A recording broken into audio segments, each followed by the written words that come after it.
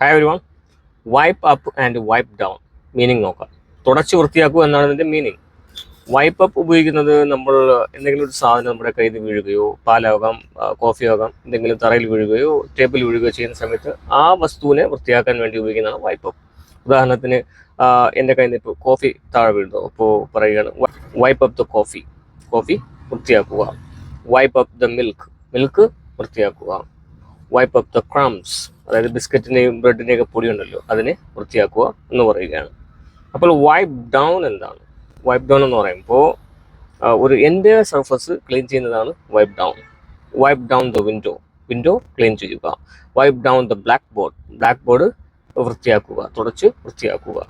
Wipe down the table വൃത്തിയായിട്ട് കിടക്കാൻ, അപ്പോൾ അതിനെ വൃത്തിയാക്കുക, തുടച്ച് വൃത്തിയാക്കുക എന്ന് പറയുന്നു. അപ്പോൾ മനസ്സിൽ വെച്ചേക്കുക, വൈപ്പ് അപ്പ് എന്ന് പറയുമ്പോൾ നമ്മുടെ കയ്യിൽ നിന്ന് എന്തെങ്കിലും ഒരു സാധനം വീഴുകയോ അല്ലെങ്കിൽ ഓൾറെഡി എന്തെങ്കിലും ഒരു സാധനം അവിടെ സ്പ്രെഡായിട്ട് കിടക്കുകയോ ചെയ്ത് കഴിഞ്ഞാൽ അതിനെ ക്ലീൻ ആക്കാൻ വൈപ്പ് അപ്പ് ഉപയോഗിക്കുക.